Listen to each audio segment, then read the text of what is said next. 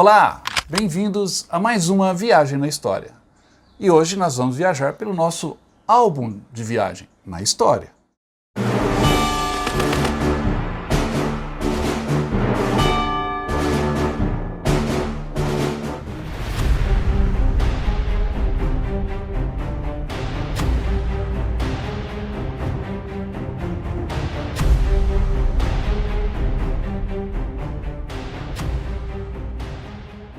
Se nós vamos mostrar fotos da nossa viagem na história, nada melhor do que ter um fotógrafo ao nosso lado. Então eu convidei hoje, no nosso programa, o Antônio Vicente, um renomado fotógrafo aqui de Minas Gerais e do Brasil.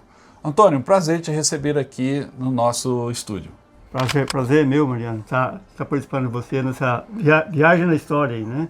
E com fotografias, né? Porque a fotografia nada menos do que uma ilustração da história, né? Exatamente. E hoje é o que nós vamos fazer aqui. Nós vamos mostrar para vocês 10 fotos que ilustraram a história. 10 fotos que marcaram a história das guerras. São fotos tiradas no calor da batalha. E vamos comentar uma por uma. Então, bem-vindo ao Top 10 de fotos de guerra.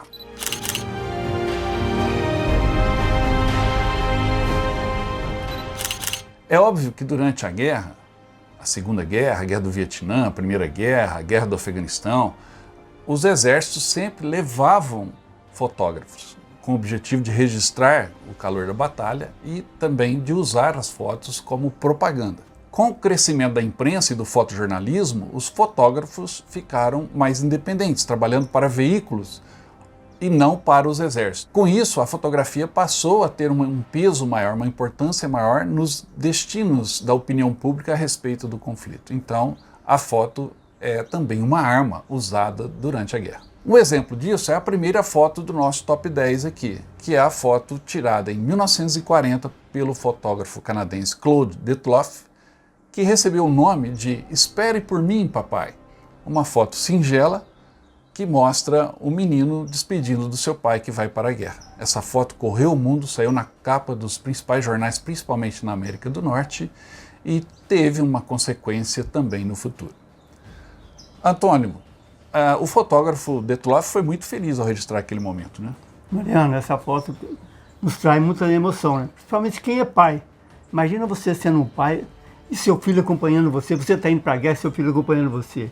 Isso eu acho que trouxe muito peso e muita emoção, né? Para quem vê essa foto. E eu acho que naquela época também criou muita emoção daqui. Com certeza, por isso que ela saiu em tantos jornais e serviu. Naquele momento, 1940, o Canadá estava indo para a guerra, já, obviamente por participar da Comunidade Britânica de Nações, a Inglaterra estava em guerra com a Alemanha e os canadenses foram lutar ao lado dos ingleses. E a foto saiu primeiro no Canadá, mas a mídia americana que apoiava a entrada da guerra para os Estados Unidos, para que os Estados Unidos entrassem em guerra também, reproduzir essa foto dentro dos Estados Unidos, nos jornais americanos, para tentar manipular a opinião pública americana favorável à entrada dos Estados Unidos na guerra. Agora, além dessa consequência de propaganda, a foto também transformou a vida desse menino retratado, o Warren Bernard, porque, obviamente, a foto ela imortaliza o momento. E o menino cresceu e esse momento o acompanhou para o resto da vida. Isso é importante, mostra a importância da fotografia, né, Antônio? É isso mesmo. Eu acho que o fotógrafo foi muito feliz naquela hora de pegar aquela emoção, pegar aquele momento, né? Eu tenho a impressão de pegar um segundo, 5 segundos, antes ou depois, não pegaria aquela emoção ali, né? Outro detalhe importante é que ali foi registrado e fizeram uma foto em papel, porque se estivesse só no digital, talvez perdesse, que nem hoje, hoje a gente tira muitas fotos e não revela. Essas fotos hoje acaba perdendo, porque vai ficando aqueles arquivos, daí a pouco você não consegue achar mais aquele arquivo. E aquilo ali ele fez, imprimiu, e naquele tempo tinha os jornais, tinha as revistas, que todo mundo publicava, e imortalizou essa foto, né, mano? É o que você falou, um segundo depois, um segundo antes, não teria aquela representatividade. E isso dá a dimensão da importância do olhar do fotógrafo. O olhar do fotógrafo é diferente do olhar de uma pessoa comum que está tirando uma foto? Eu falo por mim, o fotógrafo ele sempre fica prestando atenção nos detalhes. as coisas diferentes que acontecem na cena. Pode ser uma cena feia, uma cena bonita, ele está sempre procurando os detalhes interessantes que outras pessoas talvez não vejam naquele momento. E o fotógrafo tem que estar esperto e atencioso para registrar aquela emoção, aquele momento, para ali realmente travar o tempo naquele instante. Antônio, e você aqui de Minas Gerais, você é mineiro, né? O pessoal está percebendo aí pelo sotaque do Antônio. E como você chegou a ser esse fotógrafo tão conhecido e com tantas coberturas importantes, como que você... Conta um pouquinho para a gente dessa história sua com a fotografia e de onde e da sua origem. Mano, eu vim de origem simples, vim de Câmara do Rio Claro. Câmara do Rio Claro é uma cidade do sul de Minas. E quando a gente começou, era muito precário. As máquinas não eram tão boas, você tinha que revelar as fotos, revelar o filme, revelar as fotos, copiar, era muito complicado. E eu fico imaginando naquele tempo como o pessoal fazia tudo isso. E no campo de guerra, porque muitas das vezes essas fotos foram tiradas em campos de guerra. Como é que esse pessoal levava um laboratório, levavam para revelar o filme? Como queria saber o resultado disso, né? E o fato de ser fotógrafo, eu acho que eu não tive como uma profissão fotografia. Eu amava fotografia, amava e amo, né? Fotografia. Para mim, muitas vezes as pessoas me viam trabalhar no sábado, domingo de madrugada. Antônio, como é que você trabalha o tempo todo assim? Você não cansa? É que eu não estava trabalhando, olha. Eu tinha amor por aquilo, eu estava divertindo. Eu sentia prazer em fotografar. Então isso é a diferença de um fotógrafo. E esse momento imortalizado nessa foto foi tão importante que ela teve repercussões e repercute até hoje. Para você ter uma ideia, Antônio, o Warren Bernard, na foto com seu pai, ele foi imortalizado em moeda, uma moeda lançada pelo governo canadense, comemorativa da foto e também da participação canadense na Segunda Guerra Mundial, e a foto simboliza isso.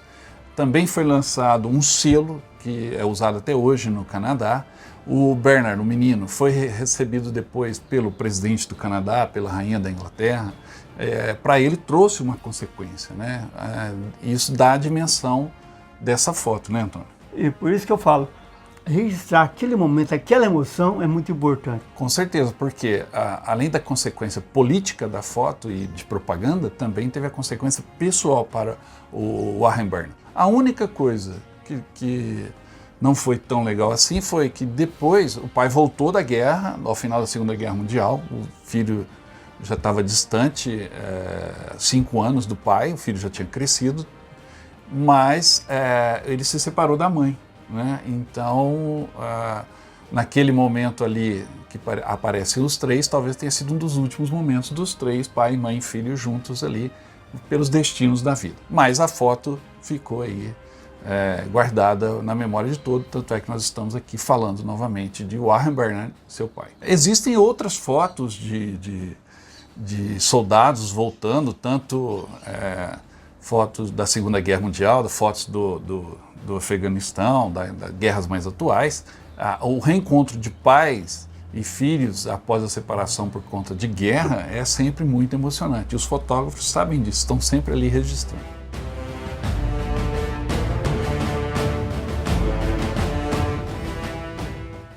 A segunda foto de guerra memorável da nossa lista é uma foto da Primeira Guerra Mundial. A Primeira Guerra Mundial talvez tenha sido a primeira guerra com tantos registros fotográficos. Existem livros só sobre fotografias da Primeira Guerra Mundial.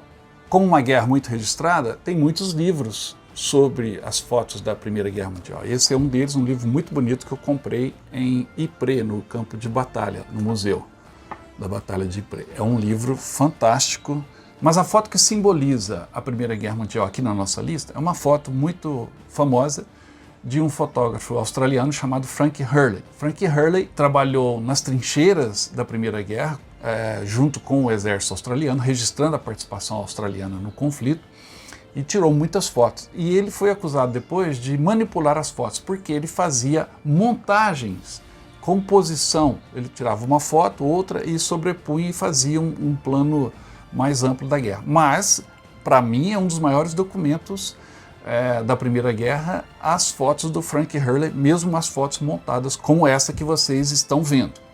Mas a foto escolhida aqui é a foto dos elementos da 11ª Divisão Australiana caminhando no campo de batalha de Passchendaele, em Ypres, na Bélgica. Nessa foto, e o Antônio vai falar melhor do que eu, o Hurley usou muito bem o jogo de luz, sombra, reflexo na água. É uma bela composição, né, Antônio, que captura a intensidade daquele momento. É porque às vezes as pessoas fotografam um momento, às vezes nem é fotógrafo, mas o fotógrafo realmente, ele pensa nos detalhes, né, Mariano? Sim. Ali você vê a sombra refletindo na água, eles passando, parece que numa ponte, parecia uma pinguela, né, ali. Isso. Mostrando aquele conjunto ali. Aquele ali foi muito feliz de pegar aquilo ali naquela hora, de pegar aquele momento, né? A foto traduz o movimento do soldado, da tropa, né? Da tropa, marchando em direção ao combate. Algum objetivo, né? Alguma coisa, né? Isso. Então ele foi muito feliz ali, porque ele pegou uma linha de fotografia mesmo, uma linha que indica o seu olhar, para onde eles estão indo. Isso. Você está vendo eles, no início eles atravessando na ponte, voltando e sumindo lá no fundo, né? Ali está mostrando um caminho a percorrer, né? Exatamente. Ele foi muito feliz nisso aí.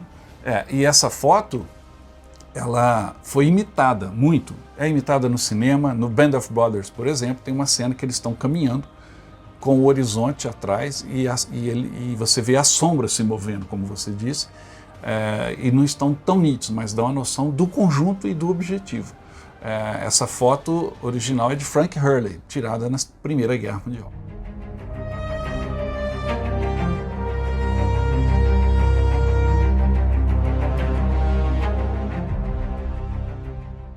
A próxima foto da nossa lista é uma foto também, obviamente, famosa, tirada por Joe Rosenthal no Monte Suribachi, na ilha de Iwo Jima, em 1945. A foto do hasteamento da bandeira no Monte Suribachi correu o mundo e foi muito usada como propaganda. Ela retrata 6 soldados americanos, 6 mariners, fuzileiros, levantando a bandeira, hasteando a bandeira no topo da posição japonesa no Monte Suribachi, mais defendida. Aquilo simboliza o fim da Batalha de Iwo Jima e simboliza também o fim do Império do Japão, o fim da Segunda Guerra Mundial e a vitória americana. 6 soldados ergueram a bandeira, 3 morreram logo depois, mas 3 sobreviveram, imortalizados nessa foto, e depois correram nos Estados Unidos fazendo propaganda de guerra, arrecadando bônus de guerra, dinheiro de bônus de guerra para a máquina de guerra americana. O símbolo de uma fotografia usada como propaganda, né, Antônio? A gente já viu essas fotos em vários lugares. Essa foto é muito conhecida, né? Eu acho que todo mundo já deve conhecer essa foto. E você vê que ali parece que eles estão agitados, parece que eles estão com pressa ali, dá a impressão que eles têm uma pressa em levantar aquela bandeira ali, né? Não sei, depois, esse tempo até eu vi um documentário falando que ali já era no final de tarde, eles precisavam sair daquele lugar que corria perigo ali, né? Então essa foto é muito importante e a gente vê que parece que um movimento, uma pressa de levantar aquela bandeira ali, né? Sim, o Joe Rosenthal, o fotógrafo, na realidade a bandeira foi hasteada 2 vezes. 2 vezes? 2 vezes. A primeira vez levantaram a bandeira, mas o fotógrafo não estava posicionado. E aí o fotógrafo pediu, pessoal, levanta de novo a bandeira. Aí os mesmos soldados que hastearam a primeira vez, levantaram em seguida, com pressa, como você disse, existiam alguns japoneses que poderiam fazer um ataque suicida, os últimos remanescentes das tropas japonesas, também estava entardecendo por conta da luz, então eles foram apressados, levantaram a bandeira e o Joe Rosenthal registrou esse momento imortalizando. Virou estátua, virou capa de revista, virou selo, virou filme. Existe um filme muito bacana do Clint Eastwood que está aqui no nosso canal. Se você não viu ainda, assista a lista dos top 10 melhores filmes de guerra do século XXI. O filme A Conquista da Honra é o filme dirigido por Clint Eastwood sobre essa história da bandeira hasteada em Iwo Jima e depois o que aconteceu com os soldados que participaram desse momento e começaram a percorrer os Estados Unidos fazendo propaganda para o esforço de guerra americano. E a história foca, e a história verdadeira, no Ira Hayes, o índio navajo, que está ali naquela foto, levantando a bandeira, e depois foi recebido pelos governantes, políticos, governadores, presidentes dos Estados Unidos, entrevistado para cinema, jornal, rádio, mas Aira Reis continuou sendo um índio discriminado nos Estados Unidos e morreu tragicamente em 1955, caído na sarjeta, bêbado. Ele está nessa foto e isso dá uma dimensão humana numa foto de um esforço de guerra, né? Mariano, você falou um negócio aí, pensei numa coisa que aconteceu comigo várias vezes. Muitas das vezes, antigamente, as máquinas só tinham filme de 12 poses. Já veio num casamento, você ia tirar foto, na hora da aliança, acabava o filme. Aí pediu, padre, você pode colocar novamente para eu poder bater a foto? E realmente acontecia isso. Os filmes tinha poucas poses no filme, como era um campo de guerra, podia ter acontecido várias coisas, realmente o fotógrafo está escondido por lá, não chegou na hora certa. Faz de novo, podia realmente acontecer isso. E ele viu que era uma foto importante ali, né, Maria? Você vê que era num monte lá, onde tinha visibilidade. Provavelmente a luz estava boa ainda, apesar que já estava no finalzinho da tarde ali, né? Eu ouvi falar que aquela foto foi tirada no final da tarde, né? Sim. Então ele viu que era um momento inteiro assim, repete por favor para mim que eu não bati a foto. E ele foi feliz com isso.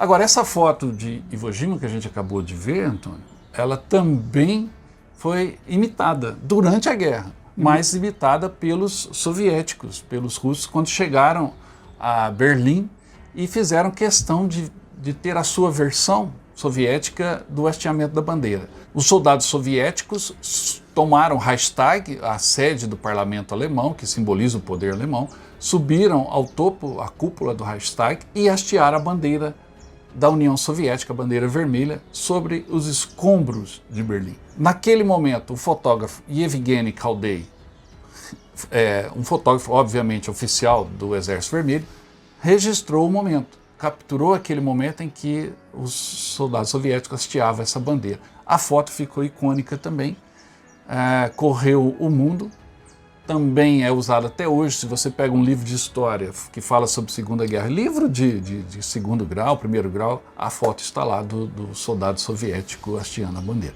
É uma foto muito reproduzida.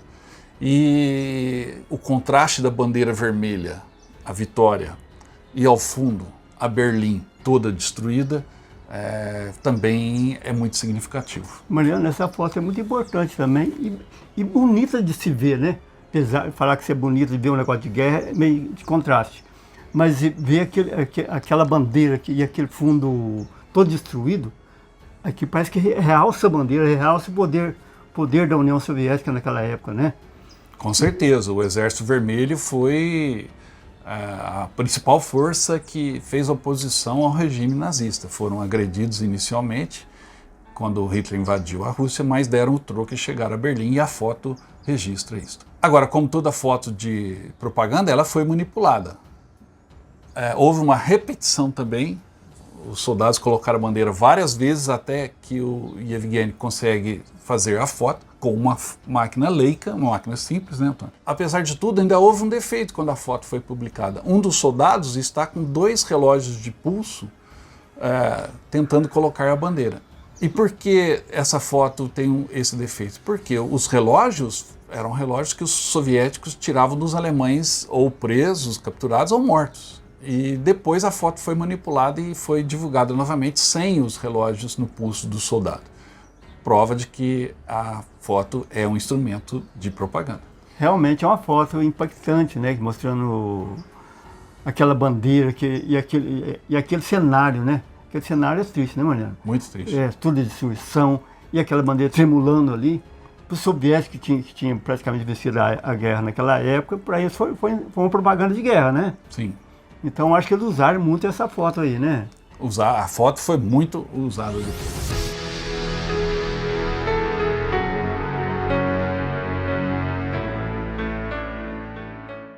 A próxima foto da nossa lista é uma foto muito emotiva.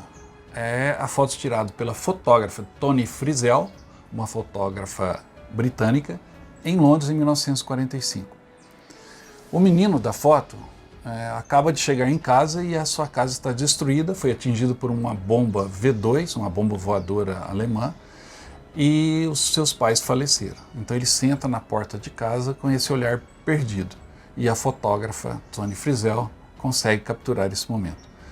Essa foto se tornou, obviamente, famosa e saiu em todos os jornais, cinemas da época, e até hoje ela é usada para mostrar como as crianças são atingidas pela guerra e como a dureza da guerra. A guerra é muito cruel, obviamente, e essa foto simboliza esse momento. Realmente uma foto singela, né, Antônio? Nossa, é emocionante, né, Mariano? Você vê uma criança ali, vê os pais mortos, a casa destruída. Como é que vai ser da minha vida de agora para frente? Ele devia ter pensado assim, né?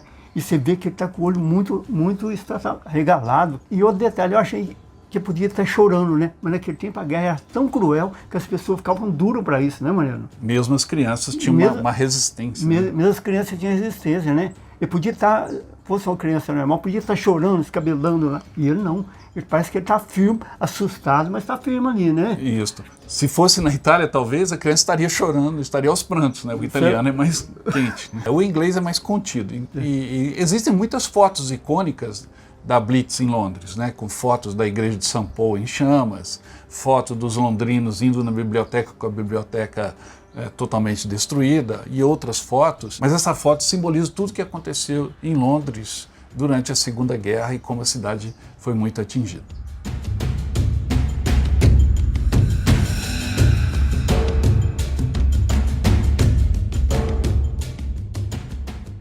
Outra foto icônica da nossa lista é a foto do final da Segunda Guerra Mundial, 1945, Antônio, quando o marinheiro comemora o fim da guerra, a notícia do final da guerra, beijando a garota que passava ali em Nova York. Essa foto realmente é icônica, reproduzida também ao extremo, e uma foto festiva, mesmo sendo uma foto de guerra, né? Fotógrafo espertíssimo. Foi lá, captou aquele momento exato, né? E essa foto ficou muito famosa também, né, Mariano? Sim, eu acho que o fotógrafo saiu para a rua e falou, acabou a guerra, vou registrar aqui, vou achar algum Vou pegar algumas cenas interessantes. O beijo foi espontâneo, depois localizaram o marinheiro e a moça, eles não se conheciam. O marinheiro saiu beijando todas as moças que ele encontrava, igual o carnaval no Brasil, né? E o Alfred Eisenstadt, o fotógrafo, que era de uma agência de fotografia de Nova York, ele foi feliz, capturou aquele momento e deu uma imagem para o dia da vitória. E realmente ele foi muito feliz nisso, né? Pegar aquele momento, aquela emoção, que a foto mostra emoção, né? Mostra uma energia ali. Por isso que o fotógrafo ele tem que ficar alerta a tudo que acontece em volta dele. Viu uma coisa interessante, ele tem que estar com a máquina na mão para registrar esse momento.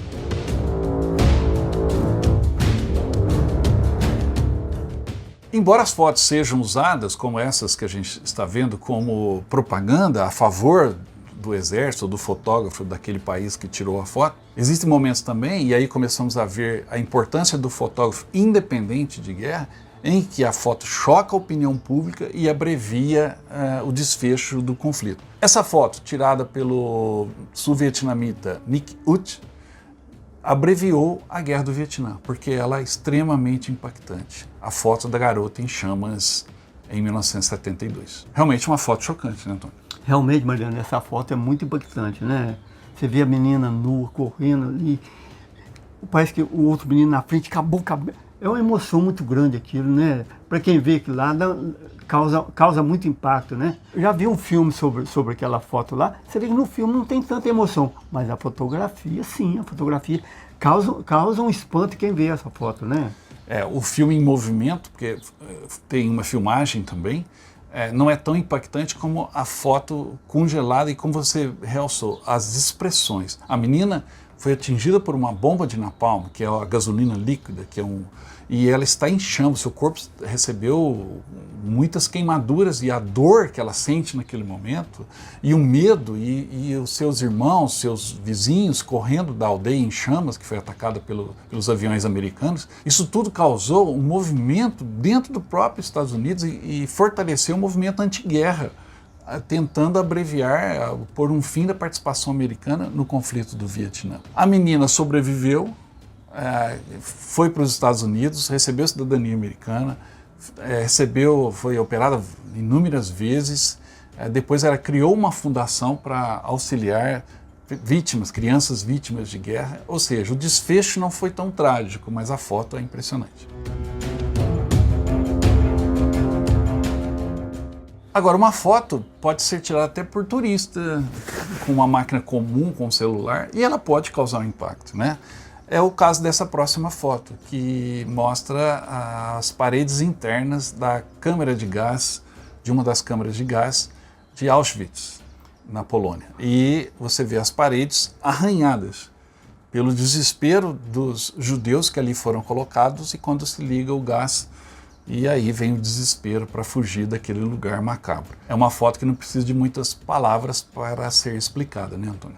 Nossa, essa foto aí, quando você olha nela, quando você olha com detalhe, porque às vezes você olha, você nem presta atenção, mas quando você olha com detalhe, você vê aqueles arranhados na parede, é difícil demais de imaginar que tanta crueldade aconteceu naquele lugar, né, Mariano? É muito pesado visitar a câmara de gás de Auschwitz, mas é algo que tem que ser visto para que não seja esquecido. Mariano, às vezes a foto não precisa ter qualidade para mostrar a emoção dela, mostrar o que ela representa, né? E quando a gente olha aquilo lá, realmente causa emoção na gente. Imaginar que pessoas arranharam aquilo. Imagina só como essas pessoas estavam lá dentro para poder raspar a parede com as unhas. É difícil demais, só de imaginar nisso.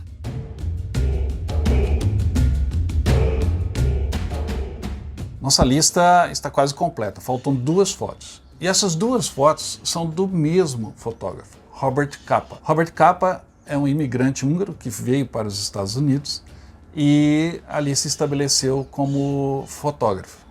Fotografava, como o Antônio, fotografava eventos sociais, coisas da rua e, por fim, com o advento das guerras na Europa, ele foi para a Europa e começou a fotografar conflitos. A sua primeira foto famosa durante os conflitos foi na Guerra Civil Espanhola, quando ele fez esse registro de um soldado caindo morto após ser atingido por um disparo. É um soldado das tropas que lutavam contra o regime do general Franco e ele foi atingido pelos nacionalistas espanhóis. A foto é muito polêmica. Há quem acuse Robert Capa de ter manipulado a foto e a foto ser falsa. Existe até livro escrito sobre a foto para tentar provar que ela é um ato propagandístico de intervenção, mas o Robert Capa nega, ele realmente conseguiu flagrar o momento em que um soldado é atingido e cai morto. Impressionante, né, Antônio? Mariano, essa foto realmente causa muito impacto, né? Tem a ver, de início, assim, já tem um impacto muito grande, né? Sim. Uma pessoa sendo atingida por bala, né? Sim. E caindo, provavelmente morto, né? Sim. Então isso aí causa muito impacto e o fotógrafo teve a perspicácia de pegar aquele momento exato, né? Por isso que o fotógrafo tem que estar sempre atento a tudo que acontece perto dele. Foi muito importante para o Robert Capa, né? Sim.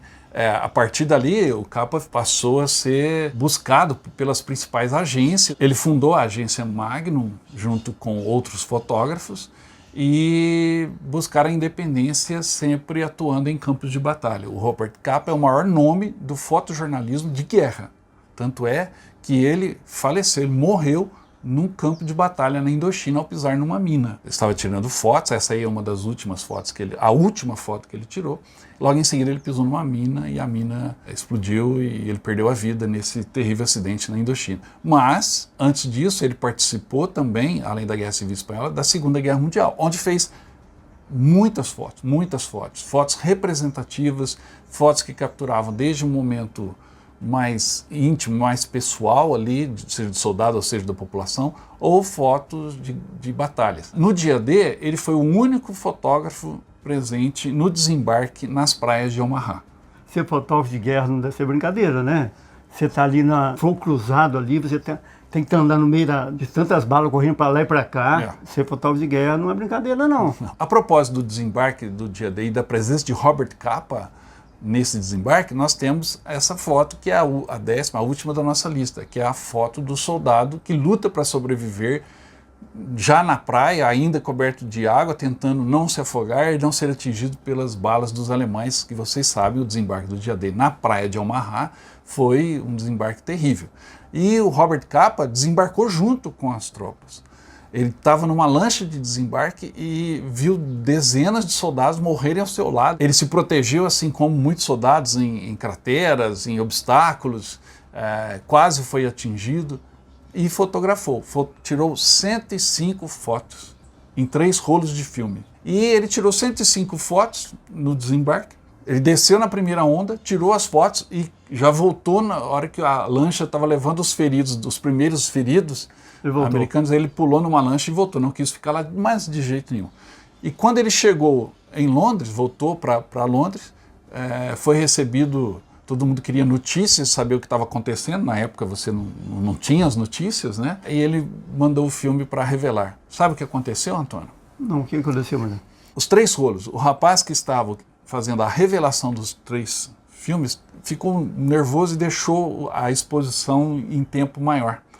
Só sobraram 6 fotos do dia D, das 105 que Robert Capa tirou. E mesmo assim elas ficaram, porque o rapaz correu para revelar, elas ficaram meio que borradas, tremidas. E à época disseram que o Robert Capa estava tremendo de tensão do combate, mas na realidade foi um pequeno defeito na revelação, infelizmente, mas que deu, esse ato tremido deu a essa foto uma dimensão ainda maior do que era. Eu, como fotógrafo, também fico só imaginando a emoção dele lá no meio do fogo cruzado. As máquinas naquele tempo era difícil de mexer. Hoje as máquinas são muito fáceis. Hoje qualquer um pode tirar foto. Naquele tempo não. Você tinha que regular luz, velocidade, abertura. Os filmes eram poucas poses no filme. Era tinha que trocar o filme, né, durante o tiroteio. O tiroteio era difícil demais. Eu fico imaginando a emoção, o estresse, a adrenalina que deveria estar lá. Tem um livro, esse livro, Ligeiramente Fora de Foco, em que o Robert Capa narra como foi essa participação dele. O assunto fotografia é fascinante, fotografia de guerra é muito fascinante, né? As histórias de cada fotografia cada história dava um programa aqui. Se você quiser saber mais, eu já falei do Ligeiramente Fora de Foco, que é da editora GG, ele está disponível aí, talvez você ache para comprar de uma maneira fácil. Tem um outro livro do Robert Capa, da Cossack Knife, é um livro muito bacana, com fotografias, um livro muito interessante, que conta que mostra não só as fotos de guerra, mas também as fotos que o Robert Capa tirou. É um livro só com fotografias do Robert Capa. Existe também um outro livro que eu gostei muito, que se chama É Isso Que Eu Faço, é de uma fotógrafa americana, Lindsay Addario, que ela conta as suas aventuras nos campos de batalha atuais. Existem outros livros também, tá? Eu estou só indicando alguns. Então era isso que a gente tinha por hoje. Espero que tenham gostado. Obrigado, Antônio, pela sua participação. Eu que agradeço, mano, de poder estar participando com você aqui, dando minha simples contribuição. Com certeza é muito importante a sua participação aqui hoje, porque você trouxe para nós o olhar do fotógrafo, né? E eu queria homenagear no programa todos os fotógrafos, principalmente os fotojornalistas do Brasil, pela sua dedicação e pelo seu olhar que sempre nos presenteia com imagens importantes. Não se esqueça, se inscreva no nosso canal, curta o nosso programa e compartilhe com os amigos. Vamos fazer o nosso canal crescer cada vez mais para que a gente possa continuar esse trabalho aqui, tá bom? Muito obrigado e até a próxima. Um abraço a todos.